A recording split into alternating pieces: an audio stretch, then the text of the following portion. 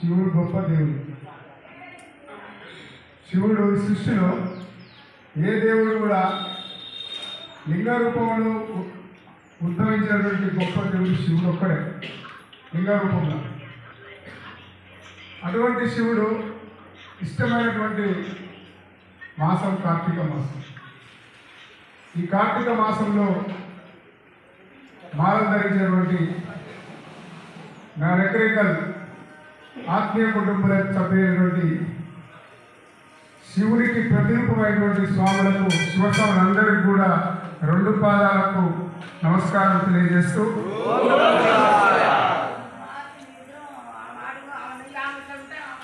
శివుడిచ్చినటువంటి గొప్ప మంత్రం ఓం నమః శివాయ. ఇదొక తారక మంత్రం.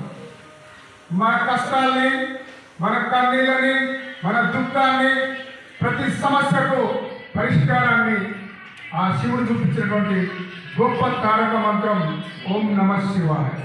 ఓం నమః శివాయ. ఈ సృష్టిలో భగవంతుని రూపంలో అనేక సందేశాలతో కూడి మార్గ నిర్దేశం చేసి మనకు గొప్ప క్రమశిక్షణతో మన తల్లిదండ్రుల చేత ఈ నెకరేకల్ నియోజకవర్గ సమాజంలో జన్మించిన జన్మకు అర్థం పరమార్థం ఇచ్చినటువంటి గొప్ప సందేశించిన దేవుడు శివుడు. అటువంటి తత్వమైన భాగం ఈ సమాజంలో స్త్రీ కూడా ఎప్పుడో కొన్ని వేల సంవత్సరాల శివుడు ఉద్భవించినటువంటి కాలంలో స్త్రీలకు కూడా సమాన హక్కు తన జీవితంలో అర్పించినటువంటి గొప్ప దేవుడు శివుడు. మరి పిల్లలకు కూడా మనం నమ్మినటువంటి విఘ్నేశ్వర గారి సుబ్రహ్మణ్యం గారు, మరి మిగతా దేవులకు కూడా విఘ్నేశ్వరుడికి ఈ హైందవ సంస్కృతిలో గొప్పగా మొదటి తొలి పూజ అనిపించినటువంటి గొప్ప దేవుడు శివుడు.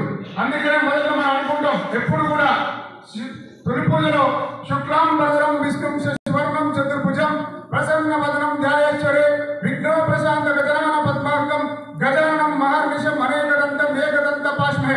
ఈ తొలి పూజతో మనం అనేక విజ్ఞానం తొలగించుకొని ఏ కార్యక్రమమైన దిగ్విజయంగా జరిగేటువంటి అవకాశాన్ని ఆ యొక్క దేవుడు మనకు కల్పించినటువంటి గొప్ప అవకాశం, ఆ విఘ్నేశ్వర రూపంలో శివుడిచ్చినటువంటి గొప్ప ఒక మార్గనిర్దేశం. అందుకని నగరకల్ నియోజకవర్గంలో నేను అనేక దేవాలయాలు కానీ, నేను అన్ని మతాలను గౌరవిస్తా, అన్ని కులాలను గౌరవిస్తా ఈ సమాజంలో. ఎందుకంటే నాకంటూ నగరకల్ నియోజకవర్గం ఒకటే జన్మ.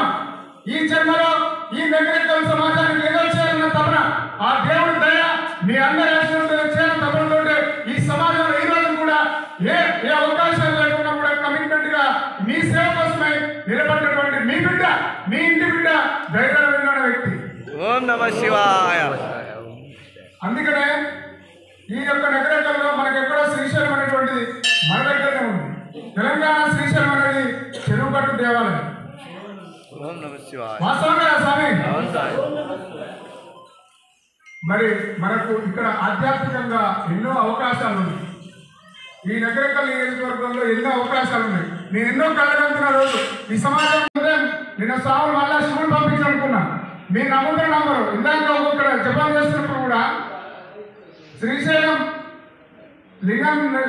లింగస్వామి నా శిరస్సుతో నమసించి నగరకల్ శివుని మీరు ఆరాధిస్తున్న తత్వాన్ని నిజంగా కూడా ఆ భగవంతుడు శివుడు పార్వతులు ఇద్దరు కూడా ఇక్కడ నాకు ఆశీర్వదిస్తున్నట్టుగా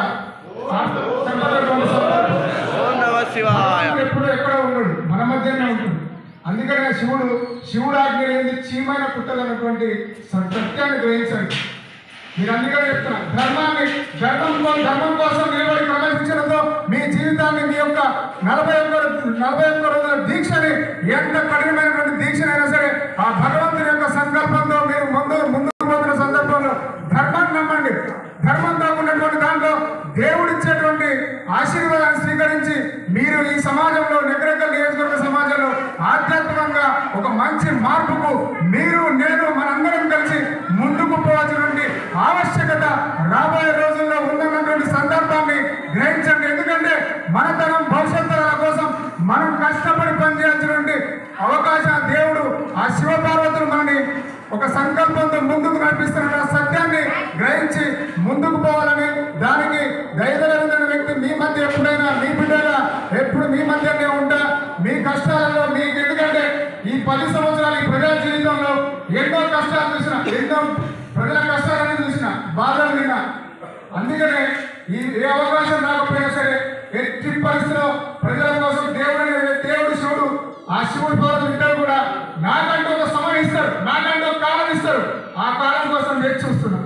ఆ కాలం వచ్చిన కాదు మీ జీవితాల మార్పు కోసం ధైర్యమైన వ్యక్తి నిలబడినటువంటి సత్యాన్ని చూపించిపోతా. నెగరేకల్ చరిత్ర పుస్తకంలో ధైర్యమైన వ్యక్తి కూడా ఒక పేజీ ఉంటుందన్న సత్యాన్ని మీ ద్వారా అందరం కలిసి చేయాలని చెప్పేసి ఆ శివపార్వతుల ఆశీర్వాదం మీ అందరి దేవుని మనస్ఫూర్తిగా కోరుకుంటూ నిన్న వాస్తవం కూడా స్వామి వెంకన్న స్వామి మొదలుగా వచ్చి స్వామి మీరు రావాలన్నారు. ఆ సందర్భంలో ఎందుకు మరి నాకు కొంచెం వేరే పనులు బట్టి రాలేకపోయినాను.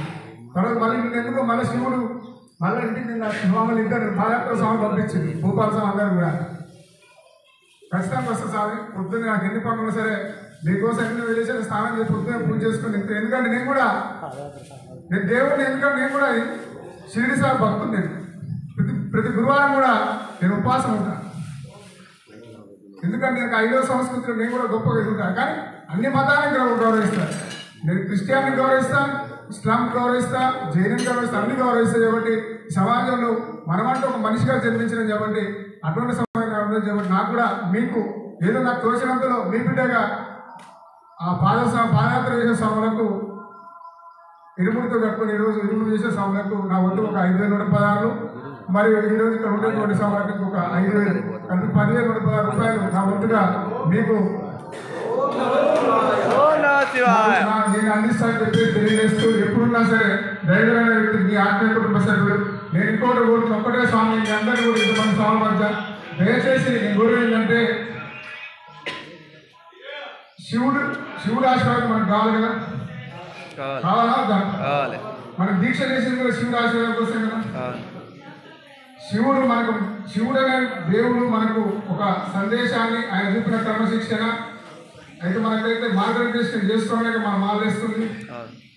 రాబోయే రోజు నేను కోరేది ఒక్కటి రకరకాలు దేవుడు ఇప్పుడు ఓం నమః శివాయ మంత్రములు ఒక ఫ్లెక్సీ ఎప్పుడైనా శివుని పెట్టి అక్కడికి వచ్చినప్పుడు ఓం నమః శివాయ తలుచుకుంటే శివుని దగ్గరకు వచ్చి మొక్కినప్పుడు మనలో నుండి బాధల కష్టాలు పోయి మళ్ళా మన మనసులో నిత్య నూతన చైతన్యాన్ని, ఒక ఆధ్యాత్మిక తత్వంతో ఉన్నటువంటి భావంతో మళ్ళీ బయటపోయి మనం ప్రశాంతంగా జీవించాలని సంకల్పాలు తెచ్చేటట్టు మీరు ఫ్లెక్సీ వేసినప్పుడు మాత్రం ఎట్టి పరిస్థితులు రకరకాలు ఏదైనా సరే షిరిడి సాయిబాబా అయినా, వెంకటేశ్వర స్వామి అయినా, ఆంజనేయ స్వామి అయినా, కనకదుర్గమ్మ గుడి, కనకదుర్గమ్మ అయినా, లక్ష్మీదేవి అయినా, ప్రతి దేవతకు ఒక సందేశాన్ని ఇచ్చి మన మధ్య ఎప్పుడు నిత్యం కొలుస్తున్నటువంటి దేవతలు దేవుడు.